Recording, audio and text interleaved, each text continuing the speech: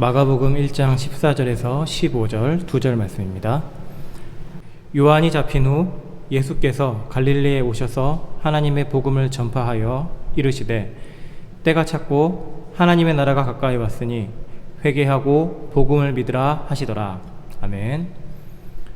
복음과 하나님의 나라란 제목으로 마가복음 1장 14절과 15절 말씀을 은혜를 나누고자 합니다. 2004년에 개봉한 영화 중에 터미널이라는 영화가 있습니다. 잘 아시는 영화배우 톰 행크스가 주연을 맡았는데 동유럽의 가상국가 크라코지아라는 나라에서 빅터 나보스키라는 이제 사람으로 등장을 합니다. 이 크라코지아라는 나라에서 뉴욕에 볼 일이 있어서 공항에 들어서는 것으로 이제 영화가 시작이 되는데, 이제 공항에 다들 이제 가보셔서 아마 아실 것 같은데 입국 수속을 밟아야 됩니다. 해외에서 들어올 때, 그럴 때는 이 사람이 정말 우리나라 들어와도 괜찮은 사람인가 수속을 밟아야 되고, 여권을 보고 왜 들어오는지, 언제까지 머무는지, 그리고 비자라고 해서 이 사람이 어떤 목적으로 오는지 등등의 서류를 보고 입국 여부를 결정하게 됩니다. 이제 빅터 나보스키라는 사람도 자기 차례가 돼서 입국 심사대에서 수속을 받는데 갑자기 너무 황당한 일이 벌어집니다. 입국이 불가능한 사람이라고.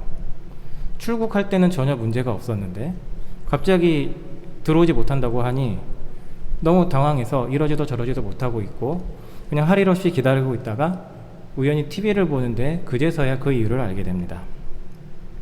자신이 탄 비행기가 출발하고 미국으로 오는 그 사이에 자기 나라에서 군부가 쿠데타를 일으켜서 순식간에 무정부 상태가 돼버렸습니다. 그래서 여권이 정지가 돼버린 거예요. 그래서 빅터 나보스키가 미국에 도착을 했는데 국적이 없는 사람이 되어버려서 입국이 거부가 된 것입니다. 영화적인 설정이죠. 그런 일이 과연 얼마나 있겠습니까? 근데 실제로 국적이 없는 사람들, 없는 거나 마찬가지인 사람들이 있습니다. 난민들 같은 사람들.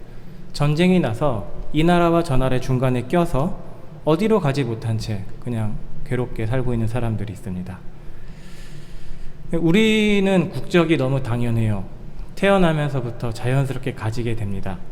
대한민국이라는 국적, 미국에서 태어나면 미국이라는 국적, 또 우리나라 사람이 되고 싶으면 시험을 봐서 한국인 국적을 얻기도 합니다.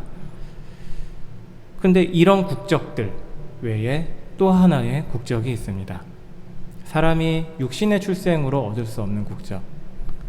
미국 국적이 가장 얻기 힘들다고 합니다. 그 그린카드라고 시민권을 얻으면 국적을 얻는 건데, 그 시민권 하나 얻으려고 위장결혼도 하기도 하고 그런 사기를 벌여서 또 잡히기도 합니다. 이런 미국 국적을 얻는 것과 비교할 수 없을 정도로 사람이 자기 힘으로 얻지 못하는 국적, 바로 하나님 나라 국적입니다. 오늘 살펴보는 마가복음 말씀이 어떻게 하나님 나라 국적을 얻을 수 있을 것인가, 굉장히 단순하지만 단호하게 선언합니다. 회개하고 복음을 믿으라. 오늘 말씀 14절, 15절, 마가복음 1장 14절, 15절은 짧습니다. 정말 하나도 어려운 부분이 없는 말씀입니다. 그렇지만 마가복음에서 가장 중요한 부분입니다. 단어 하나하나, 어구 하나하나가 하나님 나라, 복음, 구원, 예수님에 대해 의미를 전달해주고 있습니다. 마가복음 1장 1절부터 13절까지는 마가복음 전체의 도입에 해당됩니다. 세례 요한이 등장했고 하나님은 세례 요한을 통해 메시아이신 예수님의 길을 준비하셨습니다. 선지자들이 계속 예언했었던 주의 길을 예비하는 자 세례 요한은 광야에서 사람들에게 회개하라, 그리고 회개의 세례를 베풀었습니다. 근데 그 자신이 메시아가 아니란 걸 잘 알고 있었고 예수님이 자신에게 오자 어떻게 내가 세례를 드립니까? 그러나 예수님의 말씀을 듣고 기꺼이 하나님의 뜻을 이루기 위해 예수님께 세례를 베풉니다. 그리고 이제 예수님은 세례를 받은 이후에 하나님의 아들이요 하나님의 종으로서 이제 사역을 시작하시게 됩니다. 그러니까 실제로 시간이 얼마나 지났는지는 마가복음에 나오지 않습니다. 시험을 당하신 이후에 마가복음 1장 14절에서 갑자기 요한에 관한 이야기가 나옵니다. 마가복음 1장 14절에 보시면 요한이 잡힌 후 갑자기 요한이 사로잡혔습니다. 이 마가복음 6장하고 마태복음 14장에 요한이 사로잡힌 이유가 나옵니다. 헤롯 대왕이 죽은 이후에 그 유대 지역을 4명의 아들들이 나눠서 가지게 됩니다. 그 중에 갈릴리 지역은 헤롯 안디바라는 아들이 받게 되는데, 이제 헤롯 대왕 이름이 여럿 나와요. 그 성경을 읽다 보면은 복음서, 사도행전 두 부분에서 다 헤롯이라고 나와서 헷갈릴 수는 있겠지만, 복음서에 등장하는 헤롯이 이 헤롯 안디바입니다. 헤롯 대왕의 아들. 이 헤롯 안디바가 저지른 잘못에 대해 세례 요한이 지적을 했고, 그래서 헤롯 안디바가 세례 요한을 잡아들였습니다. 자기 아내와 이혼을 했습니다. 헤롯 안디바가 이혼을 하고 이복 동생인 헤롯 빌립, 성경에는 빌립이라고 나오는데 그 빌립의 아내이자 자기 조카인 헤로디아를 아내로 삼습니다. 이게 세례 요한이 이것은 불법이다 라고 지적을 하자 헤롯이 화가 나서 세례 요한을 잡아들였는데, 사실 함부로 죽이진 못했습니다. 사람들이 무서워서 세례 요한을 선지자로 알고 있었기 때문에 선지자를 죽였다가는 무슨 일이 벌어지는지를 본인도 잘 알고 있기 때문이죠. 근데 마태복음 14장 5절, 마가복음 6장 19절 이후에 세례 요한의 최후가 나오게 됩니다. 헤로디아가 꾀를 써서 헤롯에게 소원을 구하였고, 그의 딸 살로메를 통해 소원을 구하였고, 뭐든지 들어줄게. 그래서 세례 요한의 목을 주십시오. 약속을 했으니 지켜야죠. 왕의 권위가 있기 때문에.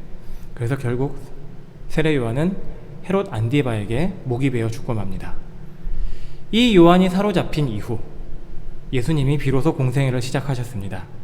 그러니까 예수님이 공생애를 시작하면서 가신 곳이 어디냐? 오늘 말씀 14절에 보시면 갈릴리라고 나옵니다.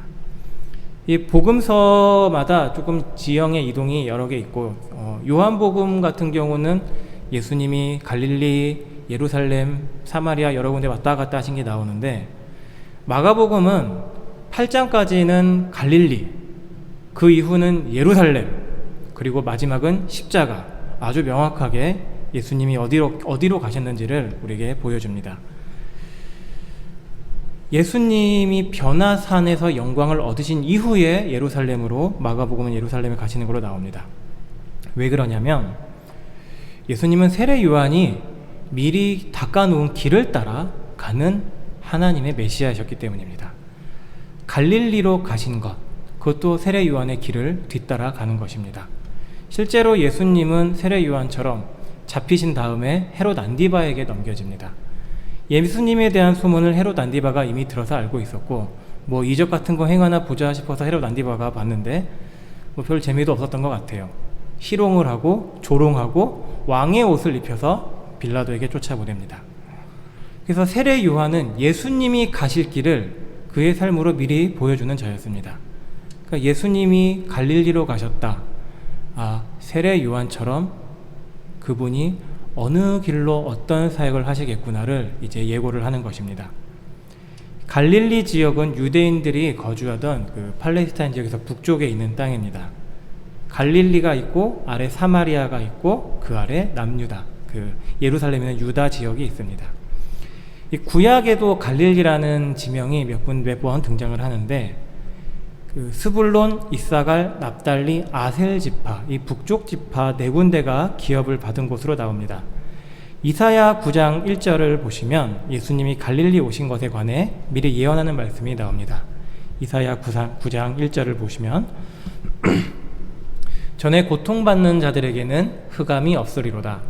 옛적에는 여호와께서 스불론 땅과 납달리 땅이 멸시를 당하게 하셨더니 후에는 해변길과 요단 저쪽 이방의 갈릴리를 영화롭게 하셨느니라. 이방의 갈릴리, 그런 이방의 땅이라고 불리는 곳이었습니다. 이 갈릴리 지역 하면은 우리가 갈릴리 바다를 떠올릴 수 있습니다. 실제로는 호수예요. 굉장히 큰 호수인데 아마 바다를 잘 보지 못해서 그런 것 같습니다. 우리 삼면이 바다라서 호수 정도에 별로 놀라지 않은데 그걸 바다라고 불렀습니다. 유대인들은. 그래도 꽤나 규모가 있고, 또 팔레스타인 지역이 워낙에 기후가 변화무쌍하다 보니 파도도 치고 풍랑도 일고 그렇다고 합니다. 이 갈릴리 호수가 물고기가 굉장히 잘 잡힌대요. 그러면 자연스럽게 어업이 발달을 합니다. 예수님의 제자들 중에 4명 어부였죠. 또 호수도 있고 고도도 높아 시원하고 주변에 바다도 근접해 있고 땅이 비옥하고 물도 원활하고 농사짓기 좋은 곳입니다. 그래서 아셀지파에 대한 그 축복을 보면 모세의 축복, 야곱의 축복 전부 다 아셀지파는 굉장히 그 농사가 잘 되고 소산이 좋은 그런 곳으로 축복을 받습니다. 보면 갈릴리가 경제적으로는 크게 부족한 곳이 없었던 것 같습니다. 하지만 유대인들이 봤을 때 갈릴리는 상대적으로 떨어지는 곳, 그런 곳이었습니다. 예수님 당시에 사람들이 갈릴리건의 속담처럼 말했던 것 같습니다. 요한복음 7장 52절에 이런 말씀이 나옵니다. 요한복음 7장 52절에 보시면 그들이 대답하여 이르되 너도 갈릴리에서 왔느냐? 무시하는 말이죠. 찾아보라. 갈릴리에서는 선지자가 나지 못하느니라. 갈릴리는 하나님이 일하실 수 없는 곳이야. 어떻게 그런 곳에서 하나님이 일하셔? 이런 말 같습니다. 그러니까 유대인도 동포 같은 유대인들이 살고 있었어요. 사마리아는 이방인의 혼혈이라서 갈릴리 유다 사람들 전부 다 멸시를 당했고 그런 갈릴리도 유다 사람들한테 무시당했던 곳입니다. 이사야 9장 1절에서 아까 이방의 갈릴리, 어찌 보면은 쟤네들은 유대인이긴 한데 너무 이방인과 가까워, 그런 의미였을 것도 같습니다. 근데 우리도 생각해 볼 필요가 있을 것 같아요. 우리라고 해서 다른 사람들을 갈릴리 사람처럼 보는 시선은 과연 없겠는가? 은연중에라도 저기서 하나님이 과연 일하실까? 그런 생각은 먹지 않는가? 너무 가난한 동네인데 이런 곳에서 정말 하나님이 교회 세우실 수 있나? 그리고 저렇게 못 배운 사람들, 무식한 사람들, 성질 더러운 사람들 통해서 하나님이 일하실 수 있을까? 겉으로는 내색 안 하죠. 하지만 은연중에 숨어있는 마음에 그런 거 혹시 있지 않을까? 좀 우리가 생각해 볼 필요가 있겠습니다. 예수님은 그런 갈릴리 나사렛에서 어린 시절을 보내셨습니다. 베들레헴, 유다에서 출생하셔서 나사렛이라는 총구석 동네로 가셔서 갈릴리에서 성장하셨습니다. 근데 예수님이 갈릴리에서 사역을 시작하셨습니다. 무슨 의미입니까? 천시받는 곳, 환대받지 못하는 곳, 주목받지 못하는 곳, 하나님은 거기서 구원의 일을 시작하셨습니다. 예루살렘, 그러니까 옛날에 우리 속담이 있잖아요. 말은 태어나면 제주도로 보내고 사람은 태어나면 서울로 보내라고. 큰 물에서 놀아야 큰 일을 한다. 그래서 예수님의 동생들도 예수님에게 하나님의 일을 하시려거든 빨리 자기 좀 드러내서 사람들에게 인정받아야 되지 않습니까? 요한복음에 말씀할 정도였습니다. 하지만 예수님 그렇게 안 하셨죠. 사람들이 무시하는 갈릴리로 가셨습니다. 하나님의 일을 우리가 어디서 찾을 수 있을까요? 화려한 곳, 눈에 띄는 곳, 물론 하나님이 일하실 수 있긴 한데 성경을 보면 하나님은 오히려 천대받고 무시받는 곳에서 더 많이 일하시는 것 같습니다. 그런 곳이 하나님을 더 잘 드러낼 수 있다고 하나님 생각하시는 것 같습니다. 그래서 우리가 자연스럽게 우리는 우리 이름 알아주는 곳 찾으려고 해요. 무시당하는 것 별로 사실 좋아하지 않습니다. 나 조금 더 인정받는 곳, 조금 더 이제 보수가 좋은 자리, 더 내가 편안할 수 있는 자리, 더 큰일 할 수 있는 자리. 하지만 하나님은 그런 거 상관하지 않겠다. 갈릴리 같은 곳, 나는 거기서 구원 사역 시작할 수 있다. 예수님을 통해 우리에게 가르쳐 주십니다. 그래서 우리의 목적은 무엇이냐? 높임받는 것이 아니죠. 하나님이 높아지는 것. 사람에게 좋게 하는 것, 하나님에게 좋게 하는 것 무엇이겠습니까? 하나님을 기쁘시게 해드리는 것이죠. 그러려면 하나님이 원하신다면 우리는 갈릴리 같은 곳으로도 갈 수 있어야 되는 것입니다. 이렇게 천대받는 곳 이방 땅 갈릴리에서 이제 전파하시기 시작하십니다. 다시 마가복음 1장 14절을 보시면 무엇을 전파하셨는지가 나옵니다. 요한이 잡힌 후 예수께서 갈릴리 오셔서 하나님의 복음을 전파하여 하나님의 복음을 전파하였다. 이 복음은 하나님의 복음, 하나님이 예수님께 주신 복음입니다. 예수님이 하나님께 받은 복음입니다. 마가복음 1장 1절에도 비슷한 표현이 나오죠. 마가복음 1장 1절에 보시면 하나님의 아들 예수 그리스도의 복음의 시작이라. 예수 그리스도의 복음, 처음 이 마가복음 살펴봤을 때 나눴는데 굉장히 중의적인 표현입니다. 아마 의도적인 것 같습니다. 예수님에 관한 복음, 예수님이 전하신 복음. 그래서 마가복음 전체를 생각하면 예수님에 관한 복음이 맞는데 여기서 예수님은 직접 복음을 전하십니다. 그 예수님이 전하신 복음이 하나님이 주신 복음, 하나님의 좋은 소식, 하나님이 말씀하시는 굿뉴스입니다. 1세기 당시의 이 복음이란 말은 황제가 전하는, 황제가 자기 자신을 높이는 소식이었습니다. 나 승리했다, 나 생일이다, 내가 사람들에게 영광받았다, 나 때문에 너희가 평화롭다. 그것을 사람들은 복음이라고 불렀습니다. 근데 예수님이 복음을 전하십니다. 1세기 황제가 통치하던 그 시기에 하나님이 로마를, 전 세계를, 아니 우주를 다스리신다. 그분이 의와 화평으로 세계를 지키신다. 황제가 아니다. 하나님이 세계를 다스리신다. 하나님이 우리에게 좋은 것을 주시는 분이시다. 죄악된 영혼들을 건지시고 하나님의 종 메시아를 보내셔서 구원의 일을 하신다. 이 좋은 소식입니다. 우리가 구약의 메시지를 무엇라고 말할 수 있을까?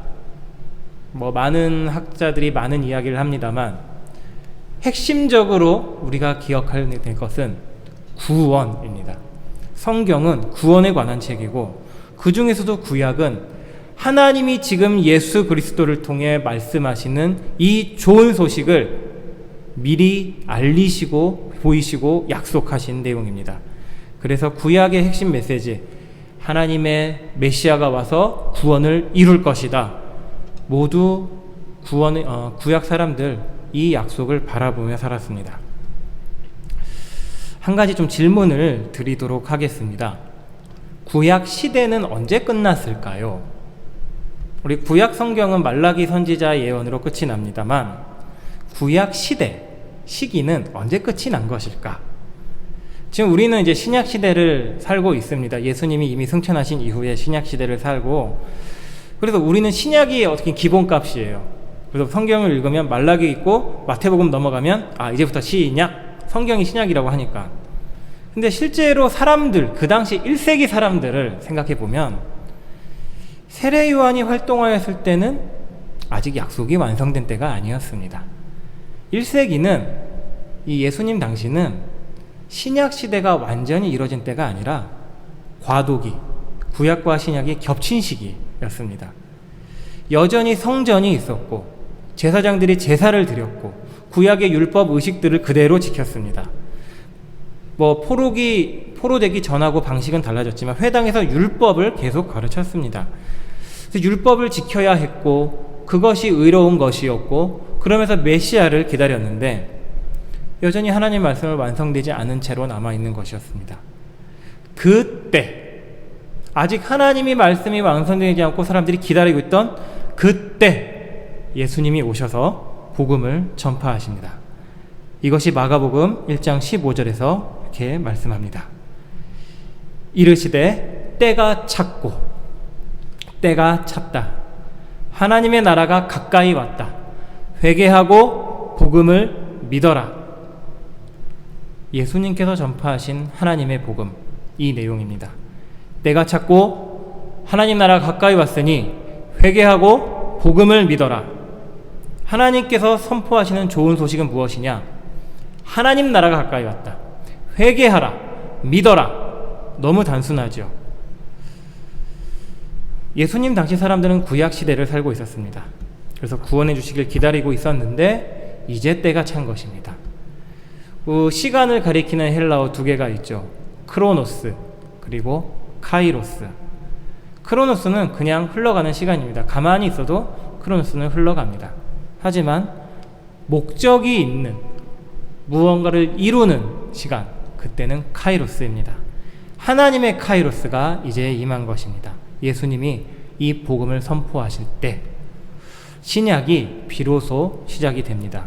예수님이 하나님의 복음을 선포하시면서 드디어 기다리던 때가 온 거죠. 메시아의 때, 하나님이 자기 백성을 신원하시는 때, 자기 백성 구원하시는 때, 그렇게 기다리던 때 왔습니다. 사람들이 이것을 듣고 어떻게 반응해야 될 것인가?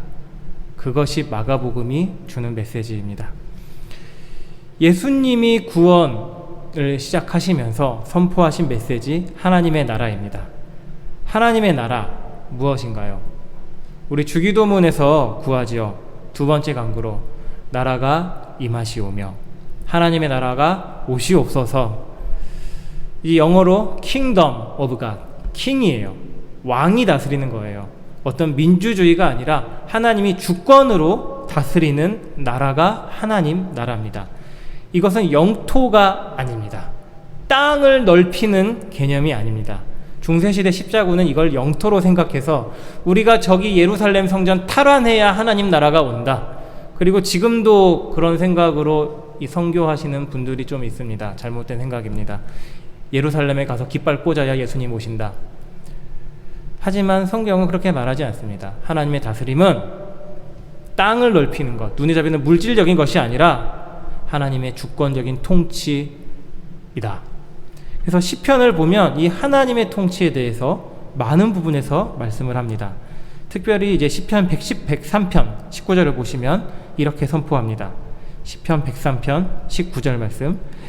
여호와께서 그의 보좌를 하늘에 세우시고 그의 왕권으로 만유를 다스리시도다.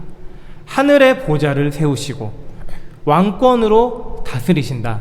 무엇을? 만유를. 하늘은 높은 곳이죠. 사람이 올라갈 수 없는 곳. 이거 그래서 마태복음에는 하늘나라라고 합니다. 하나님은 직접 말할 수 없어서. 하나님만이 만유 위에 혼자 높으신 분, 하나님만이 왕권을 가지고 다스리시는 곳, 그것이 하나님 나라고, 어떤 존재들이 하나님의 다스림의 대상이냐? 만유, 모든 피조물, 눈에 보이는 모든 사람, 물질들부터 눈에 보이지 않는 저 먼 별과 모든 미생물들, 모든 것들, 정말 말 그대로 모든 것들이 하나님의 통치 아래 있는 것입니다.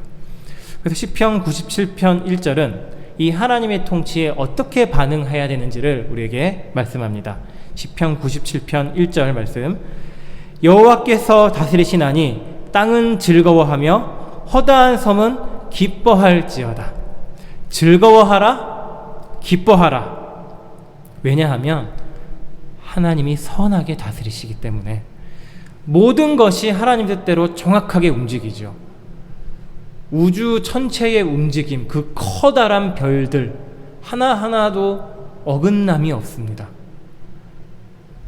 하나님이 뜻하시지 않는 일은 단 하나도 일어나지 않습니다. 모든 것들이 제자리에 있고 선하게 움직이게 하십니다.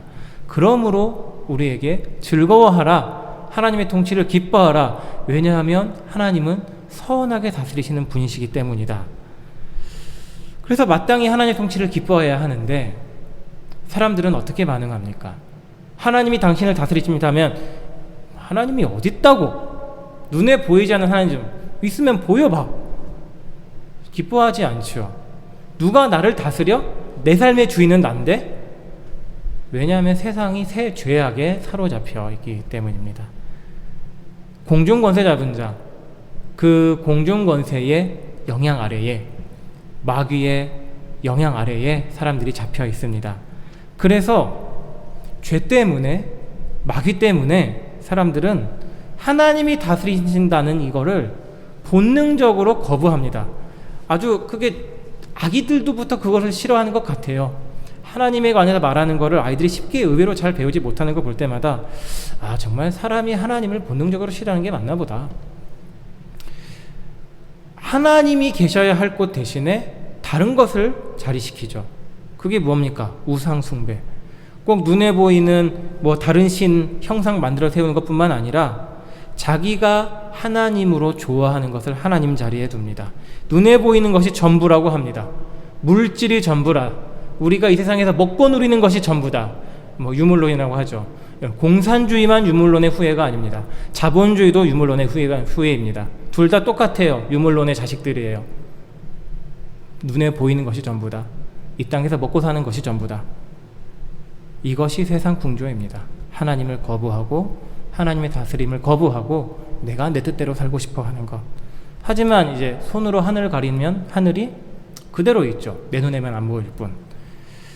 여전히 하늘은 사람 머리 위에 있습니다. 하나님은 여전히 세상을 다스리시고 온 만유의 왕이십니다. 단 한순간도 하나님 나라는 흔들린 적이 없습니다. 사람들만 흔들릴 뿐입니다. 그리고 마귀 공중권세 잡은 자라고 얘기하지만 실제로 하나님이 허용하실 뿐입니다. 인간의 죄에 대해 그 죄에 대한 어떻게 보면 심판, 징벌과도 같은 것 같습니다. 마귀가 그들을 장악해서 고통스럽게 하는 것. 그런데 그 시대 가운데에, 그 상황 가운데에 이제 선포하신 거죠. 하나님의 나라가 가까이 왔다. 마귀의 때는 끝이 났다. 죄의 영향은 끝날 때가 왔다.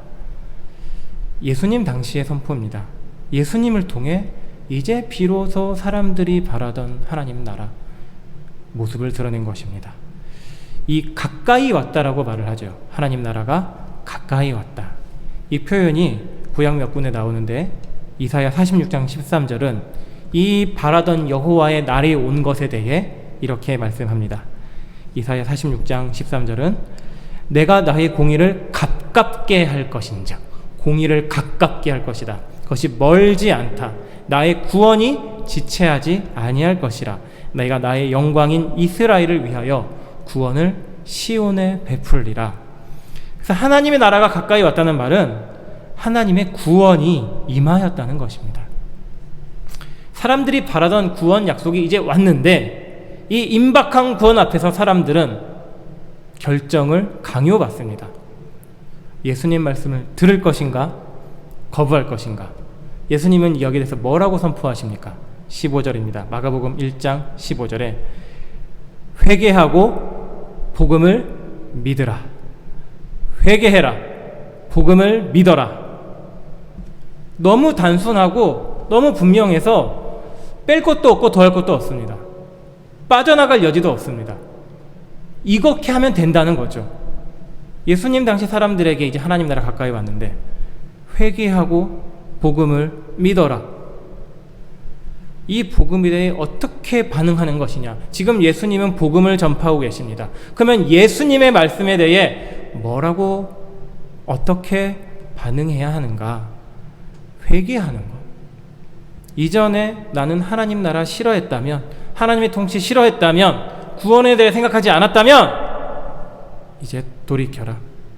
하나님이 다스리시는 것 너희 앞에 펼쳐진다. 하나님의 통치, 구원, 약속, 하나님의 뜻을 몰랐던 삶에서 하나님의 뜻을 찾는 대로 돌이켜라. 돌이켜라. 방향을 바꾸는 것입니다. 그리고 방향을 바꿔서서 믿으라. 복음을 믿으라. 허망한 것이 아닙니다. 쓰러질 것 아닙니다. 지금 예수님이 말씀하시는 것을 믿으라는 것입니다. 하나님이 통치하신다는 것을 믿으라는 것이고, 약속을 성취하신다는 것을 믿으라는 것이고, 자기 백성이 하나님 뜻대로 살게 하신다는 것을 믿으라는 것입니다. 그저 지식으로 그렇지, 하나님이 그렇게 말씀하셨지, 끄덕끄덕, 이렇게 아니고 마음으로 그래요, 제가 그거 진짜 그렇게 될 것 같아요, 기대나 확신이 아니라 하나님의 뜻대로 살게 하신다 하셨으니 하나님의 뜻대로 살겠습니다. 뚜벅뚜벅 걸어가는 것. 하나님의 말씀이 나를 살린다 하셨으니 그 말씀으로 내가 생명을 가진 자로 살겠습니다. 뚜벅뚜벅 걸어가는 것. 이것이 믿음입니다. 회개하고 믿으라. 나는 회개했는데 아직 잘 못 믿겠어요. 또는 반대로 나는 믿는 것 같은데 아직 잘 회개하지 못한 것 같아요. 이게 말도 안 되는 얘기입니다. 자석을 잘라서 N극과 S극을 반으로 나눌 수 있으면 이것도 가능할 겁니다. 하지만 어느 누구도 자석을 잘라서 N극과 S극을 나누지 못합니다. 자르면 N극과 S극이 또 생깁니다. N극과 S극은 떨어질 수 없는 겁니다. 마찬가지로 회개와 믿음 하나입니다. 사실은 회개한 자는 믿고 믿는 자는 회개한 자입니다. 왜냐하면 죄 아니면 선이고 죽음 아니면 생명이고 마귀 아니면 하나님이기 때문에 중간지대는 없습니다. 양다리가 불가능합니다. 그래서 선으로 돌이키고 생명으로 돌이키고 하나님께로 돌이키는 이 회개, 이것이 곧 복음을 믿는 것입니다. 이 복음을 믿는 것에 대해 로마서 1장 17절이 이렇게 말씀합니다. 복음에는 하나님의 의가 나타나서 믿음으로 믿음에 이르게 하나니 기록된 바 오직 의인은 믿음으로 말미암아 살리라 함과 같으니라. 하나님의 의가 복음에서 드러난다. 사람을 살리는 하나님의 의가 우리가 복음을 통해 깨닫게 된다. 그 복음을 믿고 붙들고 복음의 가르침대로 살아가는 자는 이전에 죄악된 환경에서 죄악된 모습에서 돌이켜 믿음의 자리로 나아갈 수밖에 없다. 그것이 의인이 사는 것이다 라고 말씀합니다. 그래서 복음이신 예수 그리스도를 붙들라. 이것이 예수님이 선포하신 내용입니다. 구원을 위해 세상 다른 허망한 것 찾지 말아라. 한 분 찾으면 된다. 예수님이 찾으면 된다. 예수님이 그렇게 말씀하시는 것입니다. 이 하나님 나라, 이 유대인들아, 너희가 이것을 그렇게 원했던 하나님의 나라가 이제 예수 그리스도를 통해 너에게 왔다. 어떻게 하겠느냐? 회개하고 복음을 믿어라. 그리하면 너희가 바라는 하나님 나라 백성으로 살 것이다. 하지만 예수 그리스도를 믿지 않는다면 너희는 하나님 나라에서 버림받은 자이다. 지금 이 메시지, 예수님이 선포하신 복음의 메시지는 생명과 죽음을 가로지른 결단을 지금 선포하신 것입니다. 복음을 예수님께서 전하시기 시작하면서 예수님은 자신이 하나님의 나라시라는 것을 직접 말씀해 주셨습니다. 이것이 누가복음 4장에서 이렇게 말씀됩니다. 예수님이 이제 회당에 들어가셔서 유대인의 관습대로 율법을 읽으시는데, 성경 이제 그때는 두루마리를 펴서 읽으시는데 이사야 61장 1절부터 3절까지를 읽으십니다. 이것이 누가복음 4장 18절과 19절에 이렇게 나옵니다. 누가복음 4장 18절 19절에는 주의 성령이 내게 임하셨으니 이는 가난한 자에게 복음을 전하게 하시려고 내게 기름을 부으시고 나를 보내사 포로된 자에게 자유를, 눈먼 자에게 다시 보게 함을 전파하며 눌린 자를 자유롭게 하고 주의 은혜의 해를 전파하게 하려 하심이라 하였더라. 유대인들은 이거를 너무 기대했습니다. 하나님이 오셔서 이제 우리 저는 것 같은 우리 회복시켜 주소서, 저 로마의 폭정에서 우리를 자유케 해 주소서, 회복시켜 주소서, 다윗의 나라 세워 주소서, 하나님 약속하셨지요. 예수님 그 약속대로 이사야 61장을 읽어 주셨습니다. 이사야 말씀, 이 구원은 새 출애굽, 하나님 섬기는 하나님의 백성 만들겠다는 그 말씀을 예수님이 읽으셨습니다. 그리고 이 이사야 61장의 말씀을 읽으신 후에 사람들에게 이렇게 선언하십니다. 누가복음 4장 21절에 그 말씀이 나옵니다. 이에 예수께서 그들에게 말씀하시되 이 글이 오늘 너희 귀에 응하였느니라. 오늘 너희 귀에 이루어졌다. 너희가 듣는 이 이사야 말씀은 예수님께서 말씀하실 그때에 성취되었다. 그때가 그러니까 그 회당에서 그 말씀을 들었던 사람들은 하나님 나라가 임한 걸 직접 눈으로 본 겁니다. 놀라운 일이 그들 앞에 일어났습니다. 하나님의 구원이 오셨다. 하나님의 나라, 우리가 바라던 그 나라가 왔다. 이제 우리는 어떻게 해야 될까? 회개하고 복음을 믿어야지. 마가복음 전체는 그것을 말씀합니다. 회개하고 복음을 믿겠느냐? 회개하지 않고 복음을 믿지 않겠느냐? 제자들은 회개하고 복음을 믿는 사람들의 이그젬플, 시범입니다. 우리도 사실은 이제 성경을 읽으면서 이 말씀을 보게 됩니다. 마가복음은 참 속도감이 있어서 금방금방 읽히긴 하는데 너무 금방 읽히다 보니 그 말씀 앞에 어떻게 보면 스스로를 잘 내어드리지 못하는 점도 좀 제가 좀 그런 것 같습니다. 성경을 보면서 1세기에 선포하신 예수님의 말씀이 지금 기록돼서 나에게 주어졌구나. 이미 하나님의 때가 이루어졌는데 그러면 나는 어떠해야 하는가? 1세기 당시 사람들은 이 말씀을 동시에 다 듣지 못했죠. 예수님이 있는 곳에서만 들었을 텐데 우리는 이미 기록된 것으로 보고 또 볼 수 있습니다. 그렇다면 더더욱 변명할 수가 없는 겁니다. 성경을 읽는 나는 회개하지 않고 복음을 믿지 않는 것에 대해 더 큰 책임을 하나님이 물으실 수밖에 없는 겁니다. 회개할 거 복음을 믿겠느냐? 회개하고 복음을 믿겠느냐? 지금 계속 회개하고 계속 복음을 믿겠느냐? 하나님은 우리에게 말씀하십니다. 그 선택의 결과는 예수님이 다시 올 때 보게 될 것입니다. 그래서 야고보서 5장 8절이 이렇게 말씀합니다. 이 말씀 우리가 같이 읽으면 좋겠습니다. 야고보서 5장 8절입니다. 시작. 너희도 길이 참고 마음을 굳건하게 하라. 주의 강림이 가까우니라. 주의 강림이 가까우니라. 주님 말씀하셨습니다. 도둑이 오는 것처럼 예기치 못할 때에 내가 올 것이다. 그러니까 우리는 지금 하루하루 크로노스 살아가고 있어요.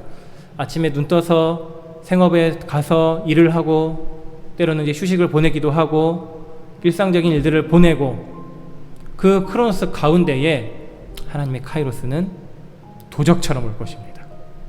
그때에 우리는 하나님 앞에 결산해야 합니다. 회개하고 복음을 믿었느냐? 네가 실제로는 회개하지 않았고 복음을 믿지 않았느냐? 그래서 이 복음을 듣는 곳, 회개하는 곳, 뭐 화려한 곳을 찾을 필요가 없는 것입니다. 갈릴리 같은 나의 삶, 지금 이 자리가 하나님이 나에게 회개하고 복음을 믿으라는 자리라는 것. 매 순간순간 너무 작아 보이는 내 삶이 하나님이 복음을 거기에 선포하시는 자리라는 것. 나는 매 순간마다 죄를 짓지만 매 순간 돌이켜 하나님을 향하고 매 순간 돌이켜 복음을 믿겠습니다. 그리고 내가 저 예루살렘의 잘난 사두개인처럼 바리새인처럼 제사장들처럼 살았다면 과연 내가 복음을 믿을 수 있었을까? 오히려 갈릴리 같은 참 미천한 나이기에 하나님의 복음의 가치를 깨달을 수 있었던 거 아닌가? 회개하고 복음을 믿게 하시는 은혜가 주어진 것입니다. 내가 잘나지 않아서, 내가 특별한 게 없어서, 그래서 오히려 이 복음이 정말 귀한 것이구나. 하나님이 복음을 듣게 하신 것에 우리는 감사해야 하겠습니다. 회개하고 복음을 믿은 자는 하나님의 나라에 들어갑니다. 예수님이 지상 생애 동안에 시작하신 그 나라, 이제는 궁극적인 완성을 기다리는 그 나라, 그 사이에 있는 우리에게 하나님 동일하게 예수님의 말씀으로 우리에게 도전하시죠. 회개하고 복음을 믿어라. 왜냐하면 때가 찼고 하나님 나라가 가까이 왔기 때문이다. 이미 약속된 하나님 나라가 예수님의 오셨을 때 이루어졌고 더 이상 우리는 거기에 면피할 수가 없습니다. 제가 몰랐네요, 이렇게 말할 수가 없습니다. 예수님을 통해 이미 보여줬다. 너희는 더 큰 책임을 물 수밖에 없다. 어떻게 해야겠느냐? 지금 죄의 자리에 있다면 단호하게 돌이켜라. 굳건하게 예수를 믿고 붙들어라. 그 믿음으로 예수님 따라 뚜벅 제자로서 걸어가라. 그것이 네가 하나님 나라 살 길이다. 가는 길이다. 그래서 우리가 하나님 나라 그 자리 딱 앞에 섰을 때에, 하나님 입국 심사대 앞에 섰을 때에 그 터미널의 주인공처럼 주님이 나는 너를 알지 못한다 이러시면 얼마나 비참할까요? 저 교회 열심히 다녔는데요, 열심히 섬겼는데요, 하지만 너는 회개하지 않았고 복음을 믿지 않았다. 이런 말씀 하신다면 우리는 참 너무 비참할 것입니다. 그러나 하나님은 택하신 백성, 은혜로 붙드신 백성은 반드시 회개한 자로 만드시고 복음을 믿는 자로 이끌어 가십니다. 그 은혜의 손길이 우리에게 있기 때문에 우리 갈릴리 같은 이 삶 속에서 하나님 복음을 들을 때마다 감사함으로 회개하고 복음을 믿고 주님을 쫓을 수가 있습니다. 그래서 우리 자신이 마지막 때가 가까이 왔다는 것 기억하고 그 하나님의 붙드시는 은혜 안에서 늘 우리 자신을 돌이켜 확인해야겠습니다. 너희가 믿음 안에 있는가? 너희 자신을 시험하고 너희 자신을 확증하라. 깨어있어 정신을 차리고 근신하며 기도하라. 주님의 때가 가까이 왔느니라. 이 말씀 우리가 기억하시면서 내가 지금 이 순간 다시 회개하고 하나님의 복음으로 매 순간 믿음으로 가 있겠습니다. 하나님 나라 가까이 오시옵소서. 주님의 나라 있길 소원합니다. 그런 주사랑 성도님들 되시길 바랍니다. 기도하시겠습니다. 온 우주 만물을 주권적으로 다스리시는 왕이신 하나님, 하나님께서 예수 그리스도를 우리에게 메시아로 보내시고 구원의 때를 이루어 주셔서 지금 회개하고 복음을 믿는 자들마다 하나님의 통치, 하나님의 나라에 거하게 하심을 감사드립니다. 갈릴리와 같이 우리 삶 참 보잘것없어 보이지만 그 삶은 하나님 마음에 담아주시고 그 연약하고 잘난 것 없는 이 영혼 예수님으로 거두사 회개하고 복음을 믿게 하여 하나님의 통치 아래 있게 하셨음을 저희가 믿음으로 고백드립니다. 날마다 저희가 말씀으로 우리 자신을 비춰보게 하여 주옵소서. 주님 다시 오신다는 그 약속 앞에 우리 자신을 세우게 하여 주옵소서. 그리하여 진정 우리가 회개하여 복음을 믿은 자로 하나님 나라의 통치 아래 있는 자임을 확인받게 하여 주시옵소서. 그 확인되는 기쁨 가운데에 날마다 주님의 말씀으로 우리 자신을 회개하고 복음을 믿으며 하나님 나라 백성으로 새 출애굽한 하나님의 백성으로 뚜벅뚜벅 믿음의 길로, 믿음에서 믿음으로, 영광에서 영광으로 주님을 찾는 곳으로 더욱 나아가는 은혜 베풀어 주시옵소서. 이 모든 믿음의 길, 회개하는 길 성령께서 이루시고 인도하여 주시옵소서. 끝까지 주님의 백성으로 인정받을 수 있도록 회개와 우리 믿음을 지켜주시옵소서. 우리 구주 예수 그리스도의 이름으로 기도드렸습니다. 아멘.